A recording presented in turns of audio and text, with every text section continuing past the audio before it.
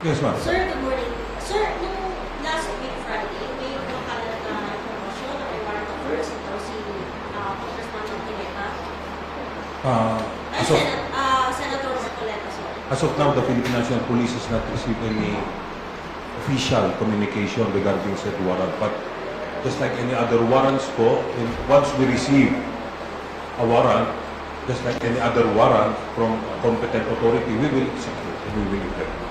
So far, wala pa. So far po wala pa. Sir, last week may sinabi po yung OJ na binalik sa CIDG yung recommendation nila on Senator Robin Padilla. Ano pong... As I understand, this is within the working mechanism of DC-20, yung close coordination and cooperation between the DOJ and law enforcement agencies. So mayroong konting lacking. So it does not mean anything about the case. Wala pong, does not affect the case at all. So upon compliance with whatever is lacking, ibabalik po natin sa DOJ. And kailan po nakikita ng CIDG, sir, na may babalik po? As soon as possible. As soon as we will be able, the CIDG will be able to comply with yung lacking requirement. We know ano yung mga lacking documents, sir. Operational matters po ito, so maybe it's enough to say that there are some lacking requirements. Thank you, sir. Thank you. Next, Ms. Maris Schools. Meron po ba kayo information doon? At saka yung coordination nyo with DepEd sa ganitong mga insidente sa mga eskwelahan? Yes, as to the stabbing incident in a private school in Cavite, General Trias City. So initially, it was found that, although not yet confirmed, it was found that the suspect or the person of interest was suffering from some depressive condition. So, ang ano po natin dito is intervention, and she's already being given psychosocial support as well as guidance and counseling po. Now, if naman po yung mga victims, they're out of danger, and of course, we have improved yung ating coordination. As far, alam niyo naman po, yung sa atin, sa mga schools, these are zones of peace, di ba? Hindi po tayo basta-basta pwede pumasok ang pulis dyan na naglalakad sa loob na armado. This will defeat the purpose ng pagiging zones of peace po ng ating mga schools. But having said that, yung ating pong kapulisan ay mas lalo pang pinaigting ang coordination with our schools. And of course, yung kung hindi basta-basta pwedeng pumasok ang pulis, it stops when there is an actual emergency. Yun po papasok ang ating pulis. We have already given our recommendations to the DepEd regarding how to upgrade yung ating pong mga security sa mga schools natin. We understand that there is not enough budget for sa lahat po ng naiisip natin ng mga x-ray, yung mga metal detectors, yung hiring of security guards, hindi po ano to. But we have alternatives, some of which are yung closer coordination with the barangays. Maybe the barangay tanods can help them in filtering yung mga pumapasok po, checking our students, yung mga pumapasok, so that this will not happen again. We will be able to stop or prevent other people from entering the school while carrying yung mga deadly weapons. But just for the record, sir, have you identified the reason for the stabbing? There were some reports that it was connected with bullying, but it's not yet confirmed. And yun nga, and naanuhan na po ng, right, earlier, nakitaan na po ng konting unusual behavior yung ating pong, shall we call her, person of interest, or yung perpetrator. So, this is another thing that we are asking yung ano natin, mas maging active po sana yung ating mga guro, yung ating mga counselors doon in identifying those students who need help, who need guidance and counseling. Sir? To On another note, kasi last week, buong araw po si Coach Baldwin na humarap sa CIDG.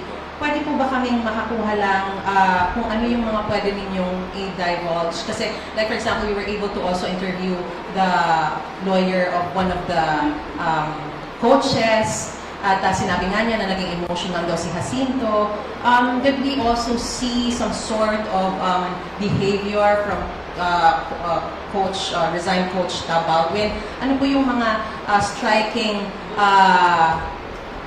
testimonies niya na kumbaga parang dahilan para sabihin may mga inconsistencies between what the players mentioned and what the coaches mentioned in their testimony?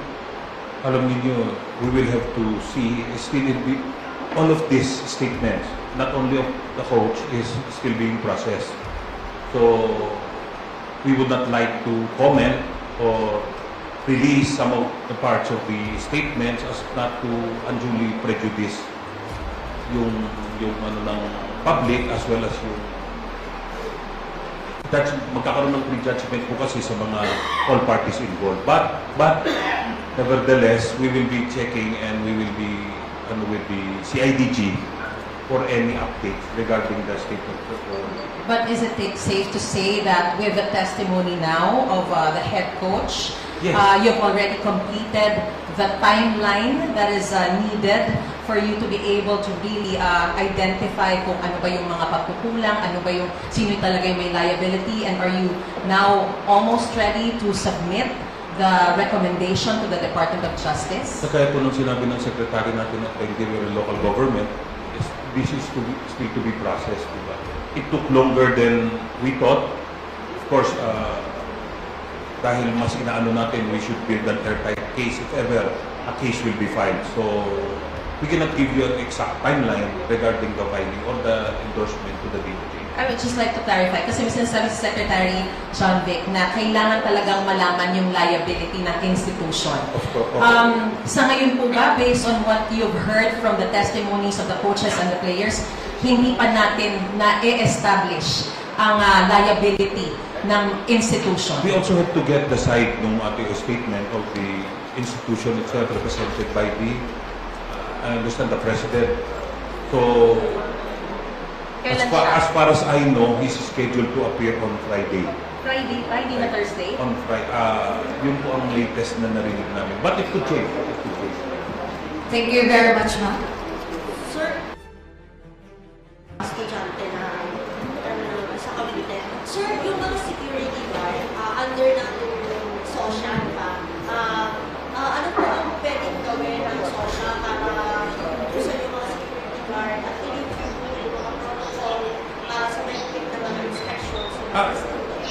Right this minute po, the SOSHA is already studying or analyzing what went wrong dun po sa nangyari sa ano. At we cannot expect naman talaga, nakakalungkot siyempre, pero we cannot expect that as far as I understand, yung school, yung Cavite, has 3,000 students. So going in and out, di ba? On the time. Dun sa isang school naman po, again, 100 siguro yan. So we will be analyzing or we will be assessing what went wrong and we will introduce the necessary interventions po.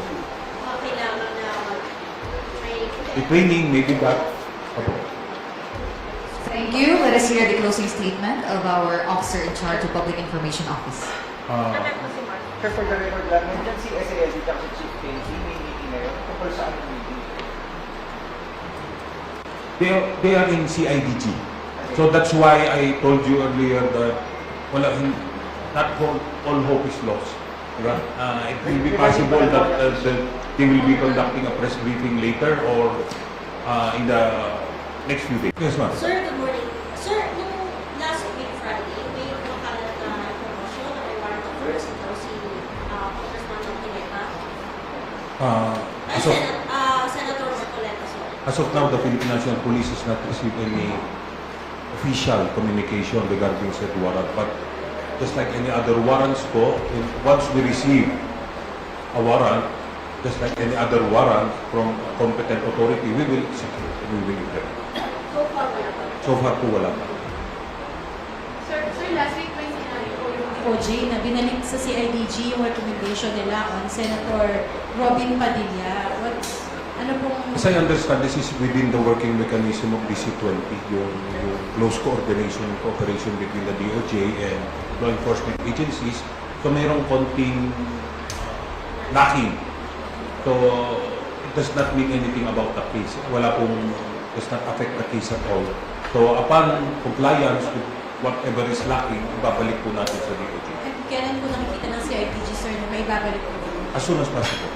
As soon as we will be able, the CIDG will be able to comply with yung lacking requirement. We know ano yung mga lacking documents, sir. Operational matters po ito, so maybe it's enough to say that there are some lacking requirements. Thank you, sir. Thank you. Next, Ms. Maris Schools. Meron po ba kayo information doon? At saka yung coordination nyo with DepEd sa ganitong mga insidente sa mga eskwelahan? Yes, as to the stabbing incident in a private school in Cavite, General Trias City. So initially, it was found that, although not yet confirmed, it was found that the suspect or the person of interest was suffering from some depressive condition. So, ang ano po natin dito is intervention, and she's already being given psychosocial support as well as guidance and counseling po. Now, if naman po yung mga victims, they're out of danger, and of course, we have improved yung ating coordination. As far, alam niyo naman po, yung sa atin, sa mga schools, these are zones of peace, di ba? Hindi po tayo basta-basta pwedeng pumasok ang pulis dyan na naglalakad sa loob na armado. This will defeat the purpose ng pagiging zones of peace po ng ating mga schools. But having said that, yung ating pong kapulisan ay mas lalo pang pinaigting ang coordination with our schools. And of course, yung kung hindi basta-basta pwedeng pumasok ang pulis, it stops when there is an actual emergency. Yun po papasok ang ating pulis. We have already given our recommendations to the DepEd regarding how to upgrade yung ating pong mga security sa mga schools natin. We understand that there is not enough budget for sa lahat po ng naiisip natin ng mga x-ray, yung mga metal detectors, yung hiring of security guards, hindi po ano to. But we have alternatives, some of which are yung closer coordination with the barangays. Maybe the barangay tanods can help them in filtering yung mga pumapasok po, checking our students, yung mga pumapasok, so that this will not happen again. We will be able to stop or prevent other people from entering the school while carrying yung mga deadly weapons. But just for the record, sir, have you identified the reason for the stabbing? There were some reports that it was connected with bullying, but it's not yet confirmed. And yun nga, and naanuhan na po ng, right, earlier, nakitaan na po ng konting unusual behavior yung ating pong, shall we call her, person of interest, or yung perpetrator. So, this is another thing that we are asking yung ano natin, mas maging active po sana yung ating mga guro, yung ating mga counselors doon in identifying those students who need help, who need guidance and counseling. Sir? To avoid. On another note, kasi last week, buong araw po si Coach Baldwin na humarap sa CIDG. Pwede po ba kaming makakuha lang kung ano yung mga pwede ninyong i-divulge? Kasi, like for example, we were able to also interview the lawyer of one of the coaches. At sinabi nga niya na naging emotional daw si Jacinto. Did we also see some sort of behavior from resigned Coach Baldwin? Ano po yung mga striking testimonies niya na kumbaga parang dahilan para sabihin may mga inconsistencies between what the players mentioned and what the coaches mentioned in their testimony? Alam niyo, we will have to see still all of these statements, not only of the coach, is still being processed. So, we would not like to comment or release some of the parts of the statements as not to unduly prejudice yung ano ng public as well as yung magkakaroon ng prejudgment po kasi sa mga all parties involved. But Nevertheless, we will be checking and we will be with the CIDG for any updates regarding the state of the But is it safe to say that with the testimony now of the head coach, Yes. you've already completed the timeline that is needed for you to be able to really identify kung ano ba yung mga pagkukulang, ano ba yung sino talaga yung may liability, and are you now almost ready to submit the recommendation to the Department of Justice? Sa kaya po nung sinabi ng secretary natin at Interior and Local Government, this is still to be processed. Diba? It took longer than we thought. Of course, dahil mas inaano natin, we should build an airtight case if ever a case will be filed. So, we cannot give you an exact timeline regarding the filing or the endorsement to the DOJ. I would just like to clarify, kasi may sinasabi si Secretary John Vic na kailangan talagang malaman yung liability ng institution. Of course. Sa ngayon po ba, based on what you've heard from the testimonies of the coaches and the players, hindi pa natin na-establish ang liability ng institution? We also have to get the side ng ating statement of the institution itself represented by the, I understand, the President. So, as far as I know, he's scheduled to appear on Friday. Friday na Thursday? On Friday. Yun po ang latest na narinig namin. But it could change. It could change. Thank you very much, ma'am.